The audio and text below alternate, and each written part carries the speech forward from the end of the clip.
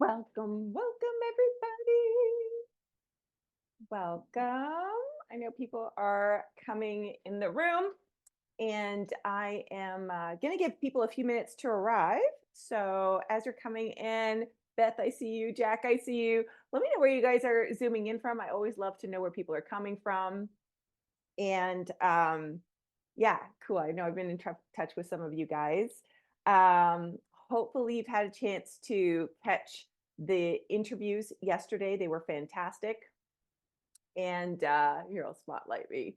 Um, uh, great interviews yesterday with Kelsey and Marika and John. I was blown away by everything they shared. Can you guys hear me okay? Give me a thumbs up if you can hear volumes okay. Okay, great. Really blown away by everything they shared. And a replay link went out last night. I got to watch all the interviews again last night and took a ton of notes because it was really valuable. So watch it if you haven't seen it. Maybe watch it again, take notes. And I'll get started in a moment. But for those of you who are here, I acknowledge you for being here. I've done this workshop a lot. But really cool that I think I'm seeing some familiar faces from the panel yesterday. And I was chatting back and forth with somebody who attended the interviews live yesterday. And what was interesting was how many people don't think they need this information. I know a lot of authors, and I was chatting with Marika and John behind the scenes as well.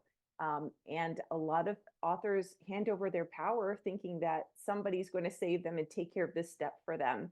And they will be disappointed. So you are in such a good position having this knowledge. And it's going to make a huge difference when it comes to releasing your own book. So I acknowledge you for paying attention and catching these interviews. And we'll dive into some of that today. So I'm going to get started. People keep coming in. That's great. I'd also love to hear from you in the chat because I can really tailor it for you guys, for whoever's here today.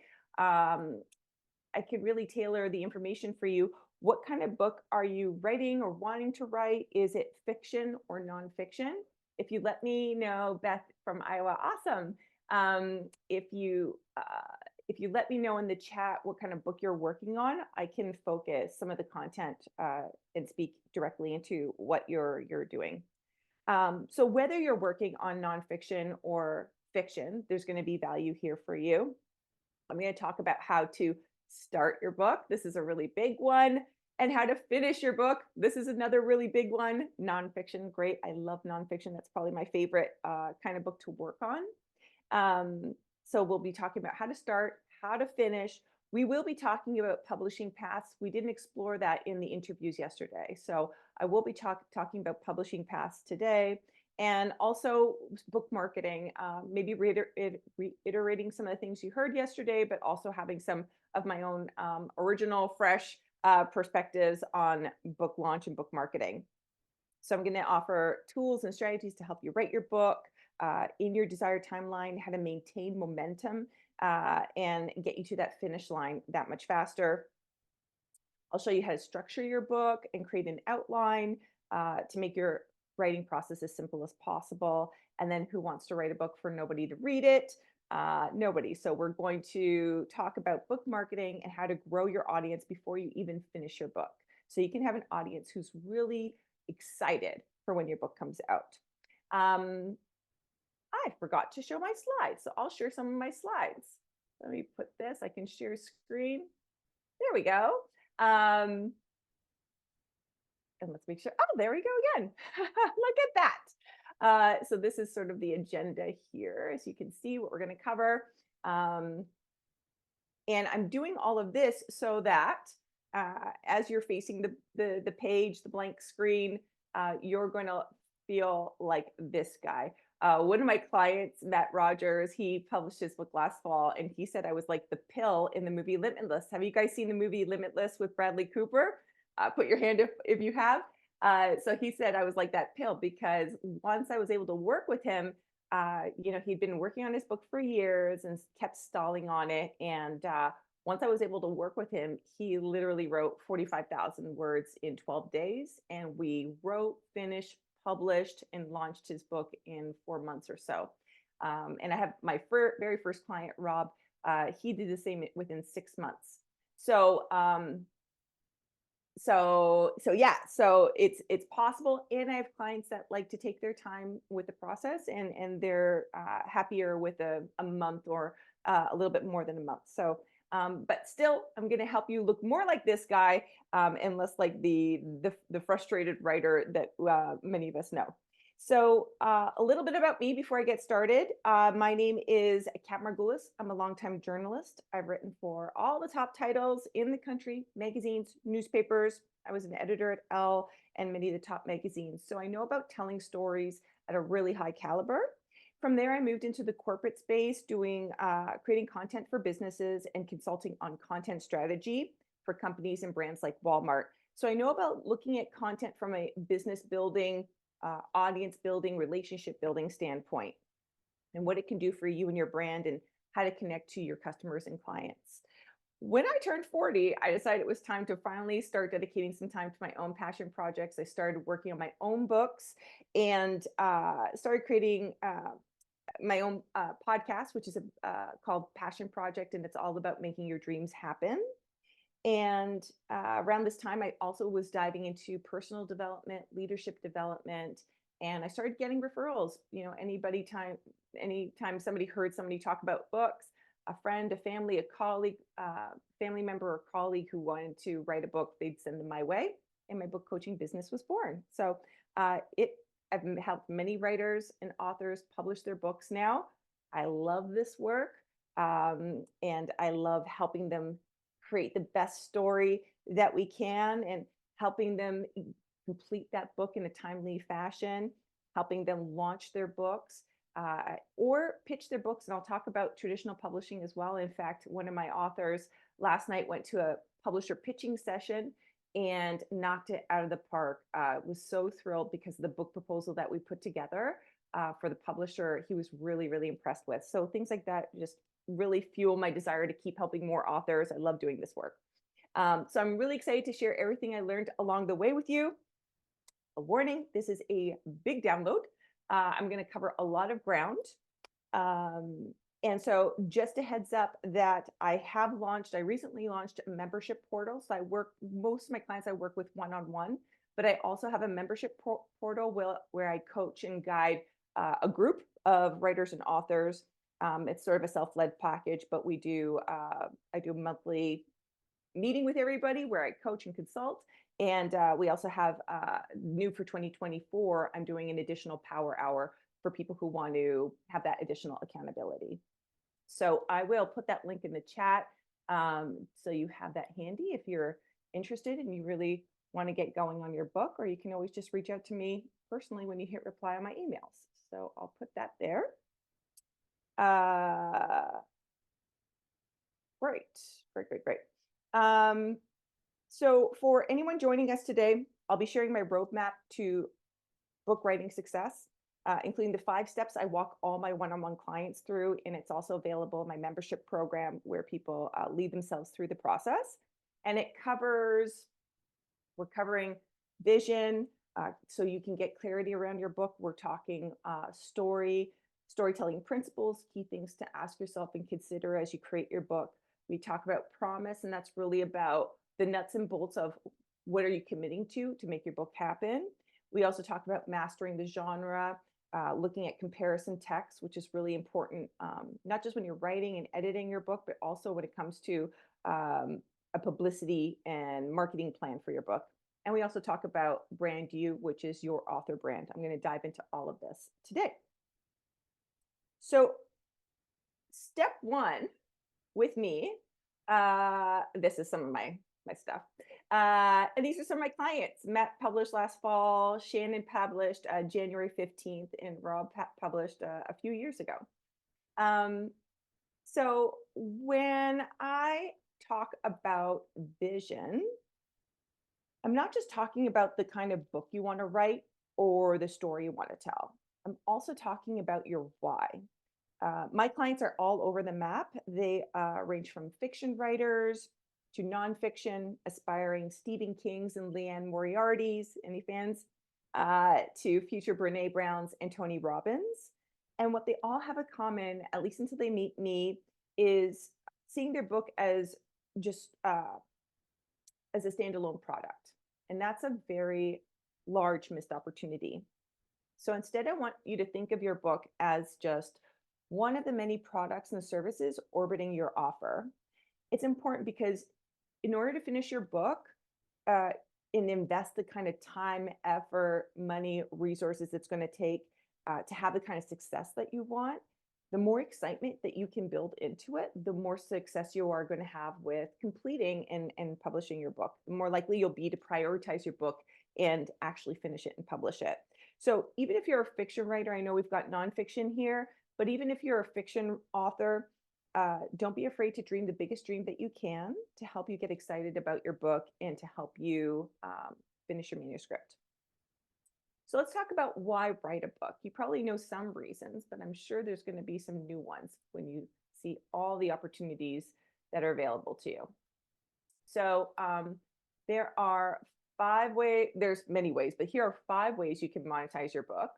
Um, Obviously, book sales. I think that's the first thing people are thinking is I'm going to make money by selling my book. Awesome for passive income. And that's really, really great. Uh, but a lot of my clients, especially in the nonfiction space, they're writing a book because it's going to help them attract clients and customers, partners. It's something that they can leverage. So, book sales is one thing. Another thing is revitalizing previous book sales. It's said that you don't actually make money on your book until your third book. So it's that compound effect. There's merch, there's extensions, rights, things like merchandise is things like, you could do anything from Alex Hormozy does hats to, little bundles with his books. If you're in the fiction space, it's audiobooks, foreign rights, movie rights. And for nonfiction people, especially extensions like courses, workshops, all these kind of things that can spin off from your book. A book is a way to grow and promote your business. Um, yeah, a book is like a wonderful personal branding tool. It gives you authority. It's your business card. It gives you credibility. It's niching. It's brand and business strategy. One expert said to me, write a book and you can basically add a zero to your consulting fees. So a book builds brand awareness. It helps you stand out from the crowd. It's your all access pass to media coverage. And we'll get into that in the book launch portion of this hour together. But your book is a way to get other people talking about you, your mission, your message, what it is you want to do in the world. Having a book makes you topical, makes you noteworthy. And a book builds relationships. It builds relationships with the readers, your audience, your clients, your customers, and it builds relationships with people in your industry and potential new partners. And the book is also, especially for a lot of my clients, it helps them create speaking opportunities or more speaking opportunities or better paying speaking opportunities or international speaking opportunities. So it really helps them level up as experts in their spaces, in their fields, and creates just so many wonderful opportunities for them in their business.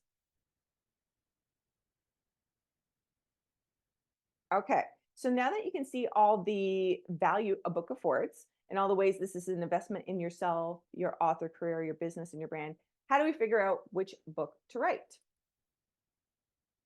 So something I walk my authors through is getting really clear on what is the desired outcome. Yes, you want to write a book, but why do you want to write a book?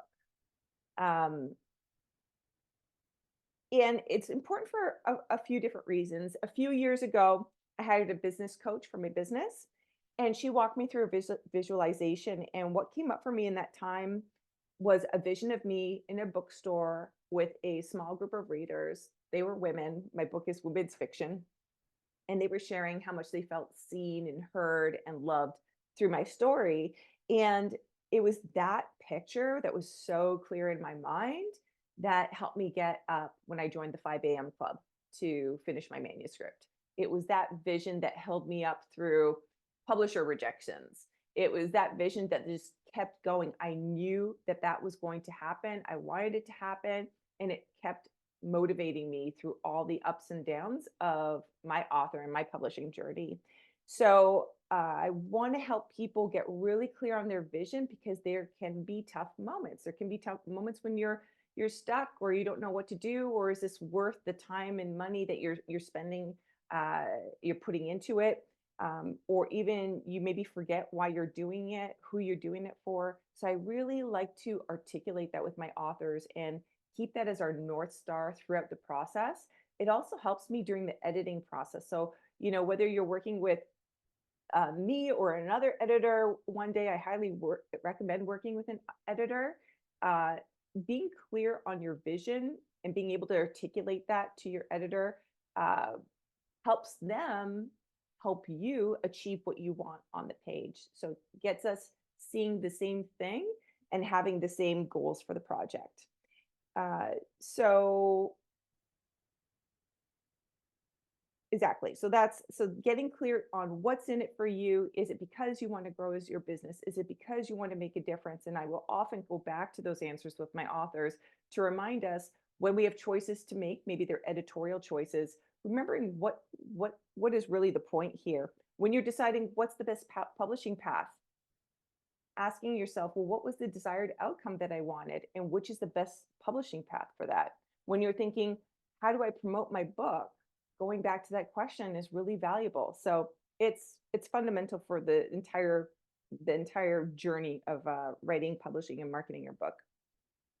So right now, I mean, I'd love to hear from you guys if you want to share is, what's in it for you? What is the outcome that you're looking to get from your book? What motivates you? What inspires you?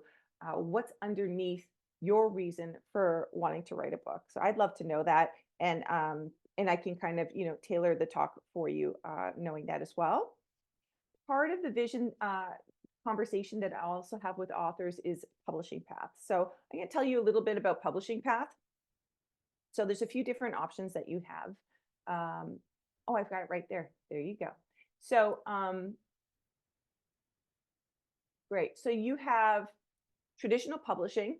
Think about your big five, or is it the big four publishers? Simon Schuster, Penguin, Random House, Hachette.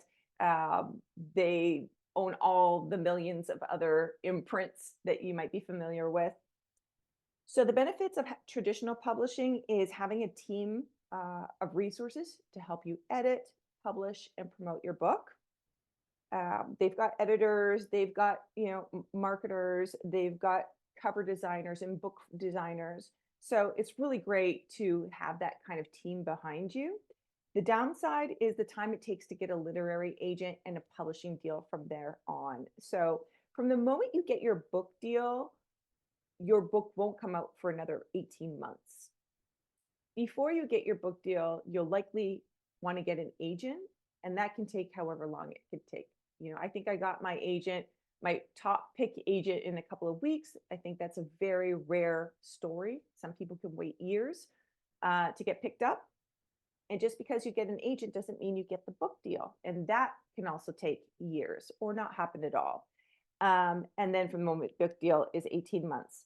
So that's a consideration. So for a lot of my clients that are writing a book because of the opportunities it's going to create for them, more customers, new platforms, getting on stages, speaking engagements, all of that, they're like, I don't want to wait. I want to get this book out sooner than later. But if they have their sights set on being a New York Times bestseller, they must absolutely be traditionally published. You won't be considered otherwise. So those are kind of the pros, cons of traditional publishing. Then you've got self-publishing. So the benefits of self-publishing are instant gratification. Anybody can publish anything at any time. You could publish something, a PDF tonight if you wanted. You've got more control. Obviously, you've got a bigger cut of the book, the sales. The downside is having to figure everything out on your own or hire all these individual contractors to help you, from the cover designer to the book editor to the book PR. So, for people who have full-time jobs and families, that can be a bit overwhelming and unwieldy and not knowing where to start. Then you have various options in between. So you've got smaller publishing houses, and you also have hybrid publishers. So hybrid publishers, you're being traditionally published, but you're kind of paying for it. And so there is an investment. You're paying a certain flat fee, say, and it includes your editing, your cover design, some marketing, perhaps. It changes hybrid publisher to hybrid publisher and package to package. And I've heard mixed reviews. Some people are really happy with their hybrid publisher. Some people are not. So do your homework on that. Um, what's also really important to think about is, where is your reader? So I interviewed KA author, KA, now why is she totally Tanka? Oh my gosh, I can't believe I'm blanking on her name. It's on my website. I interviewed her. She's a traditionally published author. She's also a self-published author. And she writes romance and fantasy and all these different things. And she says that it actually is better for her to self-publish some of her genres, because that's where her audience is. They're in the self-publishing space. They're plugged into all of that. But if you're looking at publishing literary fiction, your audience will be more connected to traditional publishers. So something to also think about is, where is your audience? So that brings me to reader. That's why it's so important when you're thinking about vision is, who is the reader that I'm appealing to? Where are they? Where can I find them? What are they into?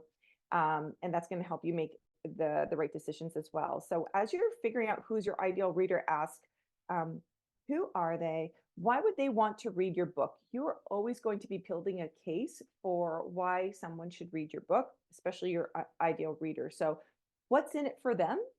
And as you're, I wouldn't say writing, Stephen King talks about writing with the door closed. You should just write and forget about the world when you're writing. It's in the editing process, you can ask more questions. And in the editing process, when you're cutting things or deciding, do I keep this? Do I lose this? Ask yourself, is there value here for the reader? Especially when it comes to memoirs. Are you including a piece of content because it's sentimental value to you or meaningful for you? Is there really value for the reader? And you get to make a choice, and you may lose the reader, or you take your chances with some of those things, but you still get to make a choice about it. All right, I'm going to move on to story. Excellent. This is a big one. I'll take a sip of water. So story, this is the most challenging part of writing a book, right? Is, what is the story? So personally, I know a book is ready for me when I see the beginning, middle, and end. Until then, it's just a note. I take lots of notes on my iPhone. And then some I store in folders on my computer. Jerry Seinfeld, I'm a huge Jerry Seinfeld fan. And he, in one of his documentaries, he showed his filing cabinet of what he calls bits. So he has all these ideas, he files them away, and then when he's putting something together, he pulls from them. So I'm going to help you connect some of those dots today, but it's important to get it clear on your book idea, what it's about, who it's for, and even why you're the person to write it. So we've touched on this in vision, but I'm going to dive in a little bit more. A lot of writing courses and workshops, especially for fiction authors, focus on the structure of the book, 3x structure, 5x structure, beats, but don't confuse structure with story. And one thing, if there's one thing I want you to take away, if there's one thing today that is really going to elevate your book above the rest, it's thinking about your story in terms of transformation. All stories are about transformation. I was just rewatching, one of my clients insists that I watch it. And every time I watch it, I forget I watched it, but it's called a movie called Finding Joe.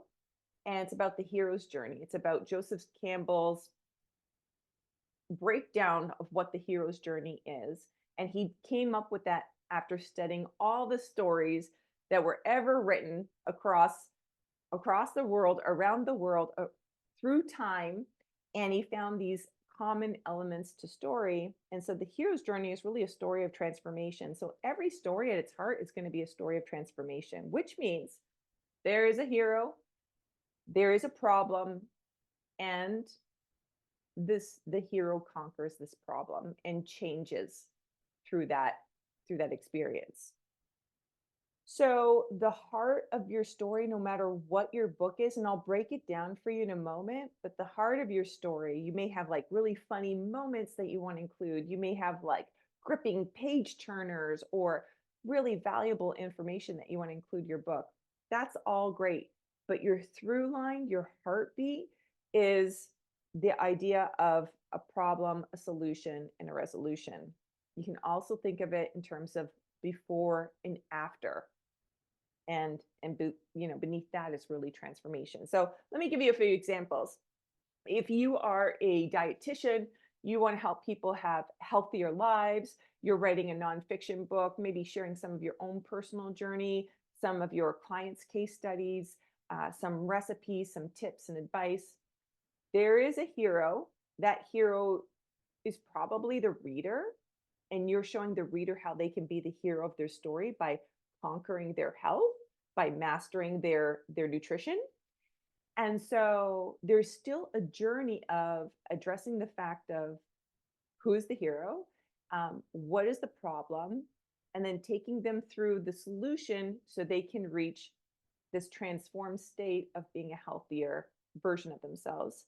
If it's memoir, you're telling a story of how you overcame hardships, obstacles in your life so that your own hero journey. And something to keep in mind is, I really love this, and I'm trying to remember where I heard this, was writing from the scar, not the wound.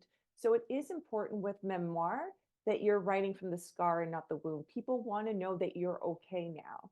So it is a hero's journey. You are a hero by the end. You've overcome. You're on your way. You're transformed. And then, of course, in fiction, we have a protagonist, and the protagonist, we meet them at the beginning of the story. They have all kinds of battles, and then, hopefully there's a happy ending. But regardless, they've changed in some way. They've grown. They've transformed in some way. So all stories are about that. And if you can identify what this journey is, your book is going to be exponentially better for it. Now, let me get a little bit more specific on story. I know that can be a bit esoteric. So let's break it down. What does it look like? Well, think about your average table of contents. You've got your introduction, bookended by your introduction, your conclusion. I'll talk about call to action in a moment. So what's happening in the middle is addressing what is the problem? What is the problem your reader is facing? What is the problem that you faced in your life? What is the problem that your protagonist, the hero of your story, is facing?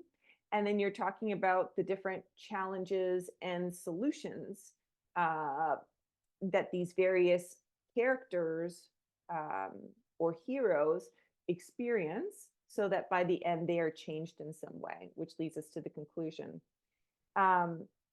If you're writing nonfiction, and not so much memoir, introduction is also an opportunity to talk about yourself, obviously, really create a relationship with the reader. Why is this book important? Why was it important to you? Why is it important to the reader? So we're seeing that in the story as well. And I'm going to come back to, I think I had one more slide. So before I get too far on that, right, there we go. Yes, so this is just a little bit more detailed on that. So you've got your before, crisis, what is the problem? What are the different challenges the protagonist, or if it's memoir, that you experienced and overcame, final test, and then what does life look after you've conquered or transformed? If it's like an instructional book, if you're writing an expert book where you're offering tips and guidance to somebody, this middle area is where you're breaking down your philosophy, your coaching, your curriculum. Uh, so that's that. I want to talk a little bit about call to action, um, especially for the entrepreneurs here and the people who are using their book to help grow their business or create opportunities for themselves. Is think about where are you leading your reader? So great, they've read your book, they made it through the end. What happens next? So having some kind of call to action in your book so that you can continue the dialogue with your reader. If you're a fiction author, it's important because you might have future books coming out. You want to capture those readers so they know when your next book is coming out. So having a mechanism in place where they can go to a website, give you their email, sign up for your newsletter, find out when your next book is coming out, say. If you're an expert, maybe you've got a PDF of tips, some recipes you want to share. So you're sending them to a website where they can give you their email address and receive a downloaded PDF or recipes or whatever it is you want to share. For any of those genres, it can be, bonus chapter or um, sample, a teaser of your next book. So really think about call to action. Don't miss that step so that you can capture those readers and take them on your journey as you move onto books or other products and services that you want to offer them. Also, for my nonfiction people here, I want to show you this is a table of contents for my client Shannon's book. Shannon wrote a book called Breaking Free, and it's all about women, especially women in corporate, um, living into their happier self, finding work-life balance. And so, even with this book, there is a reader journey, right? So she shares her story at the beginning. She's addressing some of the problems, or she's kind of speaking to the reader, knowing what they're experiencing in this moment, and also sharing her own story of what she was experiencing before she became transformed. So she's talking about some of the things that hold us back, what was in the way of her living her best life. Then, what sets us free is all about the solutions, all the ways that people can get unstuck and create a better life for themselves. And then what keeps us going is like, what happens next? What happens after? She's got her call to action, let's stay connected. And so that's what, her table of contents looks like, if that helps anybody. Okay. Awesome. So promise is the nuts and bolts of, perfect, we're right on time. This is my favorite part. Promise is really, what is it going to take for you to write your book? And we really get down into what is your writing regimen going to look like? What is your writing habit going to be? How many words do you need to write? When are you going to write them? Really creating a plan of action that you can hold yourself accountable to and other people can hold you accountable to. I say, like, if it's not in your calendar, it's not happening. If you haven't carved out the time will get filled with other things. So this is a really important step. I didn't have these tools. I say it took me 5 years to write my book, but it took me 4 months to finish it. And those 4 months were me being in a leadership development program. And that really helped me overcome a few things. It helped me overcome my perfectionism, my fear of failure, like a bunch of different things, right? So that's what I'm going to talk to you about now is some of those tools that I learned through personal development um, and leadership training. So the questions that I like to ask my readers when it comes to this is, what's your desired deadline? You might say, I really would like to have a first draft, in 6 months, or I'd really like to publish my book by the end of the year. And so then we can say, okay, great. So this is when you would really like to have a first draft or be published. Great. Okay, how many words, pages, chapters do you need to write by then? And then kind of do the math on that and figure out, well, what does that look like week to week, month to month? And you may realize, oh, gee, I haven't given myself enough time. That's a lot of writing to do in a short amount of time. I need more time. Or actually, I could maybe even get it done sooner than I thought I could. Um, Next, you want to think about how much time am I willing to commit to my book? So, you know, do you feel like you could do 20 minutes of writing a day, 1 hour a day? Is it a couple of hours on the weekend? Is it, just the occasional retreat? So being really clear and honest about what is the time that you're willing to carve for your book, and then kind of gauging from there, is it reasonable? Do I have enough time actually to put out this many words? Do I need more time? Do I need more frequency? So this is something that I workshop with my authors one on one. And you might see that you need to adjust your expectations, or ramp up your commitment. I also talk about what challenges do you think you're going to face and how can you plan for them? So, do you have kids? Are you running a business? Do you have a parent that you're caring for? What are the different things that might come up as you're writing your book? And when do you think you're going to write your book? Is it morning? Is it evening? What's the optimal time? The time that you have the most quiet and the most space for yourself. So we workshop all of that one on one, but you guys can definitely ask yourself these questions and it will help you set yourself up for success so that you can follow through. On average, just to give you some idea, ballpark figure, I think it's doable to do approximately 500 words a day. If you did 500 words a day, that would look like first draft in 6 months. So I tell people I can get anybody to first draft in 6 months, and I think that's pretty reasonable. An hour a day, 500 words a day, 6 months.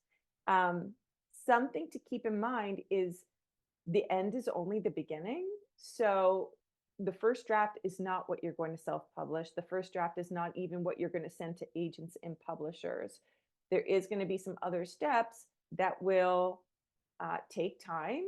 And so if you think that you're going to write, finish, publish, and market your book in 6 months, you get to be really rigorous, but you don't have 6 months to write the book. You actually have maybe 1 or 2 months to write the book because you need time to edit and the book needs to be designed, it needs to be proofread, all these different elements, which I'll break down in a moment. So let's talk about steps to publishing. So we've got first draft, right? Once you've got a completed first draft, it's time to move into editing. And editing can look like a few different things. I definitely recommend, having a crack at editing yourself. You don't have to. But that's if you want to, that's perfectly okay to edit yourself, but don't stop there. Personally, I want the manuscript to be as great as it can be, regardless if we're self-publishing or we're sending it out to agents and publishers. So agents and publishers do not want fixer-uppers. So, I really encourage people, like, don't think that you can send out something that's not something you'd be willing to self-publish, because it's just going to an agent or a publisher. It really does make a difference. They really can tell whether you've had an editor and whether you've copy edited your book. So editing can look like a few things. It's self-revision, it's hiring an editor, it's getting feedback from feedback partners. Marika said yesterday, ideally not your family and friends. So ideally, another writer, another author. Great if they're your ideal reader, like great if it's actually somebody. So for example, with my book, too late in the game, to be honest, very late. Actually, when I already had my book deal and everything, I brought in beta readers just to be like, I just want to know that it's landing. But you can definitely bring in beta readers much earlier. And I had a very idea, like I had a reader avatar. I knew exactly who this book was meant for. And I sought beta readers out that fit that profile because I wanted to make sure it was landing for the person I meant it for. So don't just get anybody to read it. Hopefully they've got some writing and editing skills that they can see your blind spots, but also hopefully they're your ideal reader so that you know whether your book is making the impact that you want it to have. If you're self-publishing, there's going to be cover design, book formatting.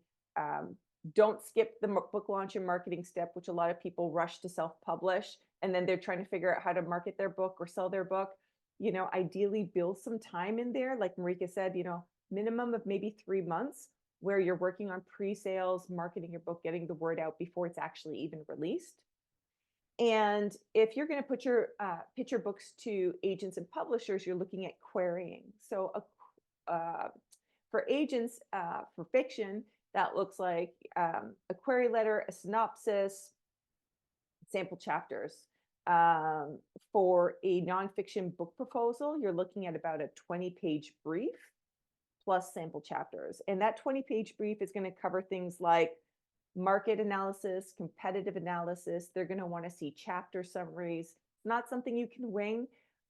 You don't necessarily have to have finished the book before you send out a nonfiction book proposal, but you better be really clear on everything that's going inside of it, because they will be looking for that table of contents and those chapter summaries, and know that you can deliver. Awesome. So I'm going to talk about mastering the genre. This is important for a lot of different reasons. One, because agents and publishers are wondering where you fit on the bookshelf. So knowing where you fit on the bookshelf, which kinds of authors do you see your book beside, you get to know that. But it's also really helpful it's really helpful as a writer to know your genre, right? Hopefully you're really familiar with your genre already. You've already kind of embody that, and if not, study it. So for example, I took a course in psychological thrillers, and I don't read psychological thrillers and I don't write them, but I wanted my book to be have that really page turning quality, and I wanted to know, what is the secret? How did they do that? How did they create that? So I took that course, but I also really studied Gone Girl. Love, I don't read a lot of those kinds of books, but that one was a really masterful, well-told story, and I wanted to see how she created it. So reading the books that inspire you, that you really like, or that you think have have a relationship with your book, reading it not as a reader, but as a writer, and seeing what you can learn from them. So this is something I explore with my authors, and I'll ask them like what kind of books they like, where do they see themselves on the bookshelf, what other books would be beside them, is there any elements from those books that they would want to pull into their book or emulate in some way. And it helps us articulate their vision for the book, really, and the things that they want to achieve in their storytelling. So I really love this step, and I think it's an important one. So some questions that you can ask yourself are: pick up a book that you love, or a book that you're aspire, something that's like inspiring for you. What do you like about the book? What's working for it? What do you like about the narrator's voice, their style? What do you like about the format, layout of the book? What else do you admire about the book? And then lastly, which of the above elements would you like to try out on your work? So I work with my one-on-one writers, and also in my group membership, this is available to my members as well, is really articulating this, and then, holding it lightly, right? Like, I always want you to have the most freedom possible when it comes to writing your book, but it's a great checkpoint when it comes to revising your work. And, is there something that you want to add that you didn't add through your writing process? Or, is there something you'd like to incorporate that you didn't already? And if I had a little extra time, I would just mention a few other things, which I think I have a little bit more time. So just, real quick, just some general storytelling tips. I won't go there yet. When it comes to self-revising, again, I try not to like overload people when it comes to writing the book. But when you're thinking back later, did you grab the reader's attention? Did you grab the agents and the publisher's attention right from the beginning of the book? So really focusing on those first pages to grab their attention. Is the ending satisfying? In contrast, like on the other end of the book, is the ending satisfying? And what really helps is having a really great scene. So what is the strongest? I ask I workshop this with my writers and my authors, like, what is the the biggest, most dramatic scene that we can include, and I'll often throw that up front. Or if you're talking to your reader, if it's a nonfiction, you might be kind of controversial in your conversation with them. So just anything that really like gets their attention. Something else to think about is showing versus telling. Make sure, you know, as much as possible to show versus tell. That's where the story part of your story is really helpful, especially in nonfiction. If you're writing a book around your expertise, try to include as many stories and scenes as moments as possible, moments from your life, moments from your client's life, um, and having the ratio as close to 80-20 as possible. You really want to do it in favor of the showing and have less telling. Um, and ways that you can show are, you know, thinking about time and space and setting, characters and their voices. Can we see them? Secondary characters are really, really important. And things like, is there a surprise element? You know, if your story is, you know, one of my authors is writing a story about her grief journey. So it's a pretty heavy book, but it was really important to us to have some moments of levity and joy and humor. And that adds a lot of great texture. And a great question to ask is, have you chosen the best point of view, time, tense, and things like that for telling your story? Great. So I'm going to move into brand new. We touched on a lot of these things in yesterday's interview, and some of it will be new and different. So I like to workshop this with my writers from the first day that we meet. It's really, really important. So some of the questions that I ask them are, you know, let's talk about some of the brands you like. Let's talk about some of the people that you follow, the experts, you know, that you're following their Instagram page or their Facebook page, or you're signed up for their newsletters. Who are the people you're following? What is the content you're consuming? And what do you like about those brands? And it's kind of like mastering the genre, right? You're kind of pulling, you know, using that comparison to see, what do I like in other people that I want to emulate in my own author brand? So you can look at their social media page and go, what is it about them that's appealing? Is it how open and revealing they are? Is it how inspiring they are? Or is it like the design element that you like? So brand presentation. Um, yeah, asking yourself those questions. You can ask yourself, what is the experience you want from people to have of your brand? Do you want them to, um, you know, feel inspired, joyful? You know, what is the feeling that you would invoke when they land on your Instagram and your Facebook pages?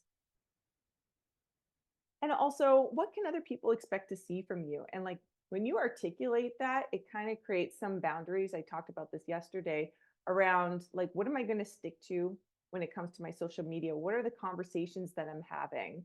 And what can people expect from me? And what am I offering people that come to my spaces? So, for example, I'll show you an example here. So, this is me. So, I'm a former journalist. I used to work in magazines, and so I see in my Instagram is really the place I spend the most time in, is seeing it as my own magazine. So my magazine has some regular beats, columns, things that I do. So if you check out my Instagram, I'm usually talking about mom life, family life.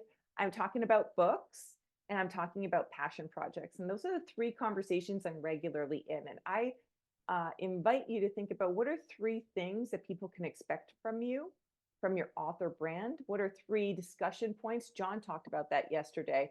What are the three things topics that you talk about and cover that people know, oh, I go to this person when I want to know about these different things, or when I want to have these kinds of experiences? And I say 3 or 5, I think maybe John said 3 to 5, because it's great to have that variety in your audience, right? I don't want to just have only moms, but then people who love books feel like there's nothing there for them.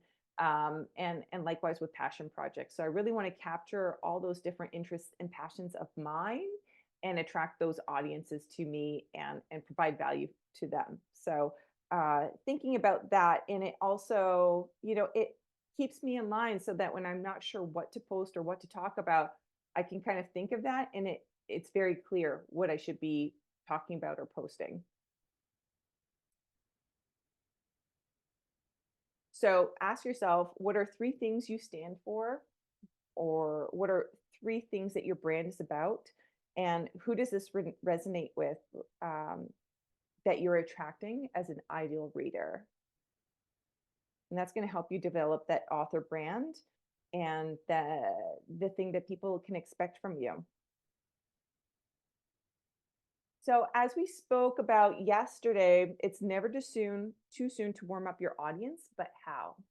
So we already talked about where your audience is and where they hang out, which publishing path is best for you. We also talked about developing your author brand and platform so you can clearly speak to your ideal reader in a way that appeals to the right audience. You can warm up your audience, bring them on your journey. You can share through your newsletter, your social media, letting them know that you're writing a book, bringing them on that journey with you, letting them know where you are on that journey. And also work on relationships and connections and networking. I interviewed Emily Enger. She's a book publicist as well a while back. And I loved her take on when it comes to book marketing strategy. Think about networking. You don't typically think about authors and networking, but it's so, so important to network and meet people, and have relationships with people who can help spread the message about your book when it comes out. So really working on your tribe is something that you can be doing in the background as you write your book. And what are some other ways? Marika and John talked about this a little bit. There's, media outreach as your book approaches. There's bloggers, there's influencers. You can hire a book's publicist. You can work with platforms like NetGalley and Edelweiss. Marika was saying, there's also written word media. There's also Google strategies. So all these ways that you can get your book out to readers, usually in the form of a free copy, and encourage Google reviews. So we want to get those Goodreads and Google reviews as soon as possible when your book is launched. And another thing that you can do if you've been a diligent networker is get some endorsements. If you've got any influential friends or contacts, is having them, post a review, or maybe even in your book, including some endorsement from them. Social proof is really, really helpful and important. So I think I might have time for a little bit of Q&A. Oh, I might have a couple minutes. But, today we've covered vision. We've talked about storytelling and story structure. We've talked about a writing habit, creating a writing habit and timelines and how to manage all of those things. We talked about different publishing paths. And we talked about brand you and author development. So you've got everything you need to start writing. I know it was a lot. I think I'll repost the link to my membership. If you have any questions, you're always welcome to reach out to me by email. If you want to check out, I think I even have a video on my website of what my membership looks like. And I do all of this with my writers. I help edit their book. I help them publish their book or pitch to agents and publishers, and also consult with book marketing and book launch strategy. And with my membership, it's more of a self-led program, but you have access to all these modules. And we also meet twice a month where I help people in groups. So I might be able to squeeze in a quick question. If anybody wants to ask a question, post it in the chat. I might be able to do one, answer a single question. Anybody got a question about any of that stuff? Or anything? No? Well, I think you're on my email list, so stay tuned for fresh newsletters. I'm always sharing more storytelling tips and advice, There's always more workshops, expert interviews, and yeah, I totally invite you guys to join the membership. You'll have access to all my interviews and all my workshops. We meet twice a month. It's a really beautiful community, and and that's all I got to share. So it was so nice to see you all. Feel free to email me anytime. And thank you for joining me today. Bye, everybody. Thanks. Bye bye.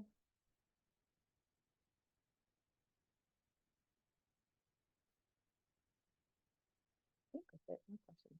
Yeah, we're good. Yeah, you're welcome. Thank you guys. Nice to see you. Bye bye.